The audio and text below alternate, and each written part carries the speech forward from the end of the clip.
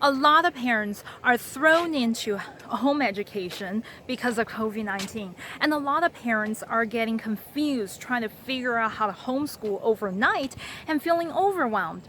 The thing is, you really don't need to know all the details of how to homeschool, and in fact, you don't even need to know how to homeschool to actually be successful in this. Because there's really only 3 things that you need to know, and once you get these 3 things, you can do this. And in this video today, I'm going to share these 3 things, these 3 pillars with you. Hi, I'm Louisa Kasha. I've homeschooled my 6 kids for many years now, so I know what works and what doesn't work. And a lot of this is based on the principles in my book about managing behaviors and setting up success for your child. But first, let me take a burden off your shoulder. Your job is to facilitate and to create an environment that your child can be successful in.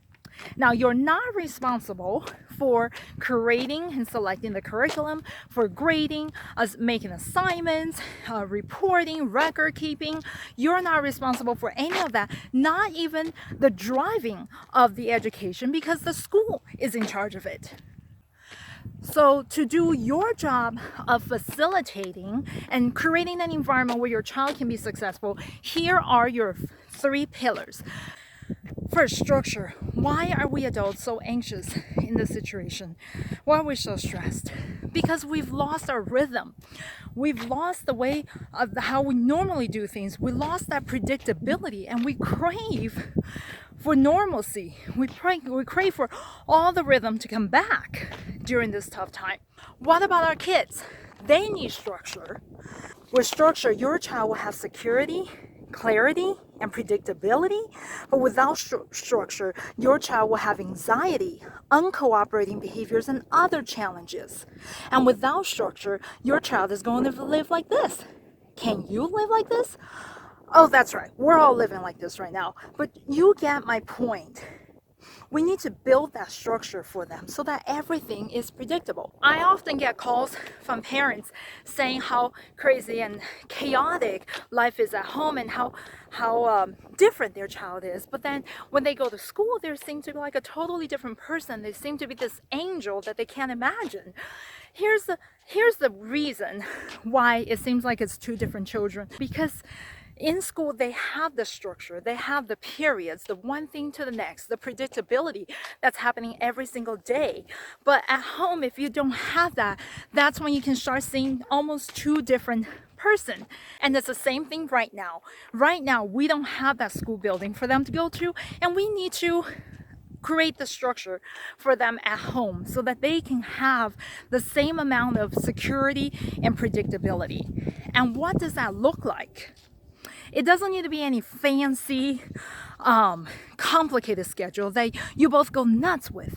It's simply blocks of time, routines, and sequences. Now, if you haven't joined the support group yet, click the link below and join right now, because you're going to get more examples and my templates that you can just take and use on these creating of the structures. And your structure must include physical movement time. And I'm sharing resources in that same group on how to get all that energy out when you're trapped in the house.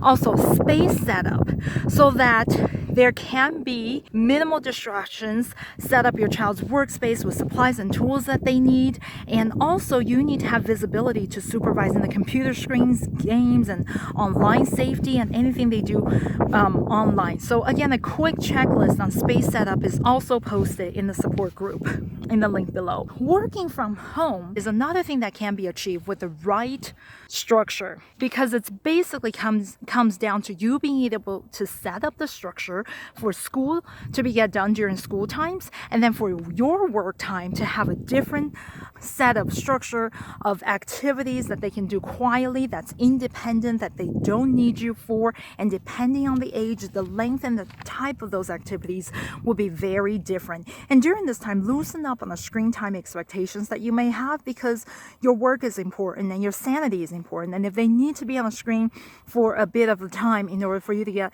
work done, let it be.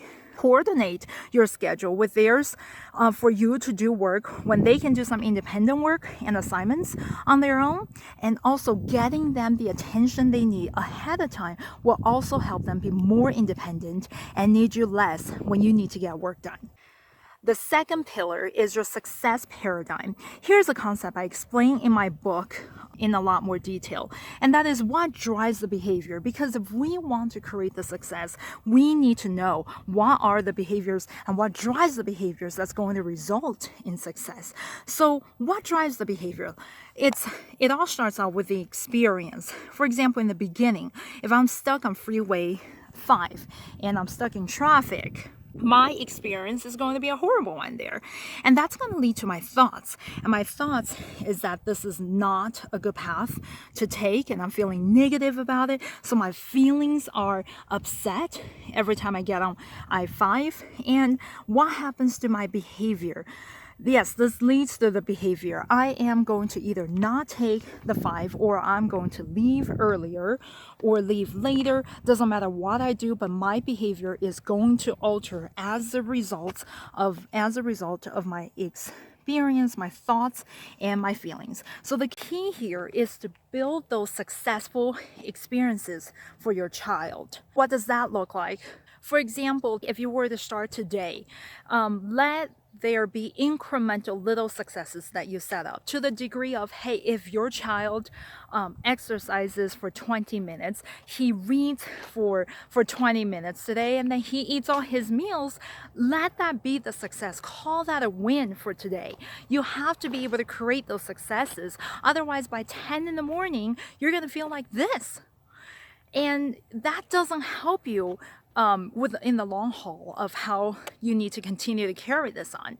So you're gonna want to be creating those successes, those small incremental steps, and the next day you can build upon that. The next day you can add a little bit of math. The next day you can add a little bit more reading. The next day you're constantly building success upon the successes that you have already built for your child and for yourself. This is not the only strategies. There are many creative ways to build success in your child where there doesn't exist and where the situation is tough. So again, if you haven't joined the group, go into the group, and I'm sharing more details and resources on that also in the group. The third pillar is the magical connection.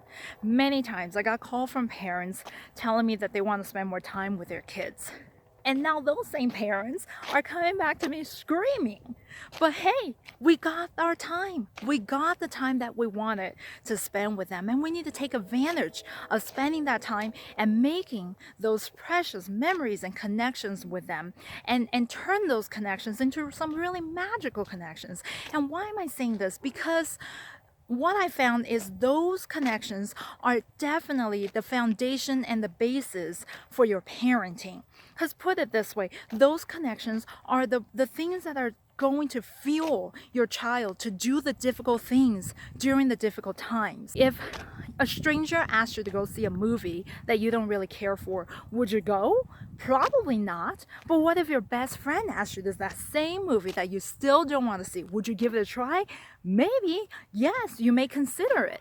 The point is, those connections are the most important thing, and they become the fuel to what's going to get your child to do the tough thing when push comes to shove and they have to do something that's hard and that they don't want to. Now, during this time, having to do school when they've lost nearly their whole world, their friends and everything, is tough. This time is tough, but they have to continue schooling even when there is no school to go to. So this is the time when you really want to be nurturing that magical connection, so that you can really fuel, and that can motivate them to do the hard thing that they have to do, which they don't want to at this time. If we're not proactive in building those connections, parents will start to see behavior challenges, talk back, pushback, and some defiance from their children.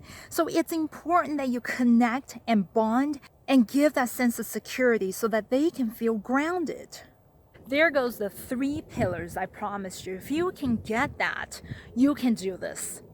Now, before I go, do you know what is the most important thing that you actually have to teach your child during this time? It's the real lesson. It's the life. It's the teaching of life. It's how you deal with the situation. It's the rebound and the perseverance. It's you showing your child, you modeling for your child how you deal with difficulties, how you deal with changes, how you don't beat yourself up, and how you every day you keep trying even when situation gets hard, because we're gonna get through this. And then 20 years from now, when life gets hard for your child is going to look back and he's going to do whatever it is that he sees you do today. So it's very important that you are teaching the lesson of life and the life skills and how to handle those moments. So now go implement those 3 pillars and just be reminded of the nice privilege you have during this time and the powerful influence you have in your child's life during this time. If you haven't done so yet, click on the link below and get into our support group, and I'll chat with you there.